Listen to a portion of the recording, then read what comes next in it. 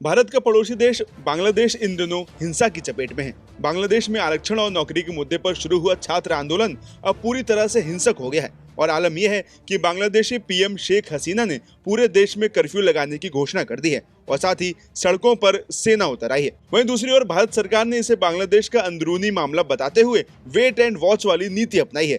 केंद्र सरकार का कहना है कि अगर बांग्लादेश की सरकार भारत से मदद मांगेगी तो केंद्र सरकार हर संभव मदद करेगी, लेकिन तब तक हम सिर्फ इंतजार करेंगे। वहीं दूसरी ओर केंद्र सरकार की बातों से बिल्कुल उलट पश्चिम बंगाल की सीएम ममता बनर्जी का कहना है कि अगर हिंसाग्रस्त बांग्लादेश के लोग दरवाजा खटखटाने आएंगे तो पश्चिम बंगाल उन्हें शरण देगा। उन्होंने कहा कि अगर लोग मजबूर होकर बंगाल आएंगे तो उन्हें जगह दी जाएगी और रहने दिया जाएगा। सीएम ने इसके लिए यूनाइटेड नेशन की नीतियों का भी हवाला दिया, जिसमें कहा जाता है कि कोई भी पड़ोसी मुल्क शरणार्थियों की रिस्पेक्ट करेगा। दरअसल एक कार्यक्रम को संबोधित करते हुए ममता बनर्जी ने कहा कि अगर आपके परिवार के सदस्य या रिश्तेदार काम या पढ़ाई के लिए बांग्लादेश में हैं, तो चिंता ना करें, हम उन्हें वापस भेजने के लिए तैयार हैं। साथ ही ममता बनर्जी ने आगे कहा कि मैं बांग्लादेश के मुद्दे पर टिप्पणी नहीं कर सकती क्योंकि वो एक अलग देश है। जो कुछ भी कहने की जरूरत है वो भारत सरकार कहेगी। ये ऐसे मामले हैं जिन्हें भारत सरकार संभालती है, लेकिन अगर असहाय लोग बंगाल के दरवाजे पर दस्तक देते हैं तो हम उन्हें शरण देंगे, क्योंकि संयुक्त राष्ट्र के एक प्रस्ताव के अनुसार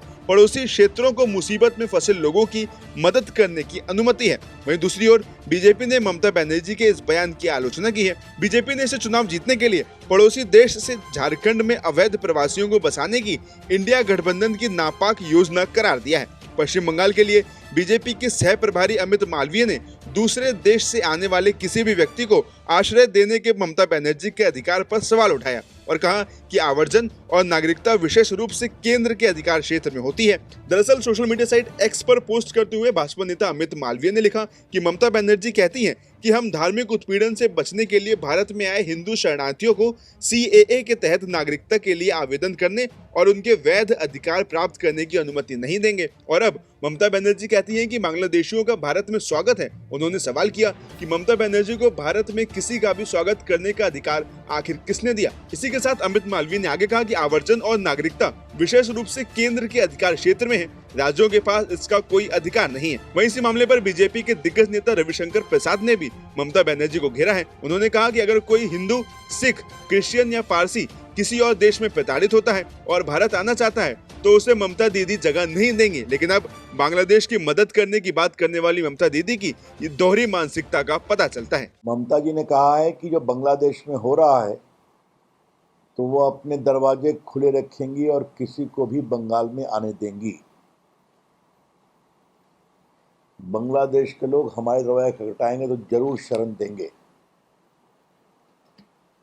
आज के अखबार में भी ममता will give shelter if anyone from Bangladesh knocks on our door।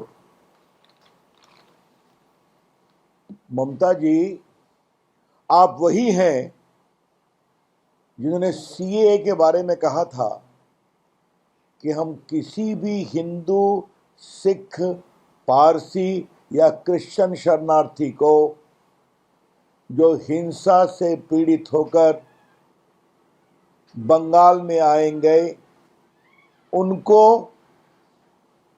घुसने नहीं देंगी। ममता जी ने CAA का हमेशा विरोध किया है, जबकि CAA का कोई संबंध भारत के नागरिकों से बिल्कुल नहीं था, चाहे हिंदू क्या मुस्लिम। तो एक तरफ जो अल्पसंख्यक हिंदू या क्रिश्चियन या सिख या पारसी, चाहे बांग्लादेश हो या पाकिस्तान हो, अफगानिस्तान हो, वहाँ अपने आस्था के कारण विक्टिमाइज होते हैं, पीड़ित होते हैं, उनको स्थान नहीं देंगी।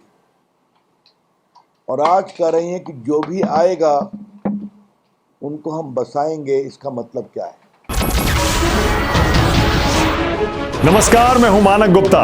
अगर आपको हमारा ये वीडियो पसंद आया हो तो इसे लाइक और शेयर जरूर करें और हां, हमें सब्सक्राइब और फॉलो करना ना भूलें।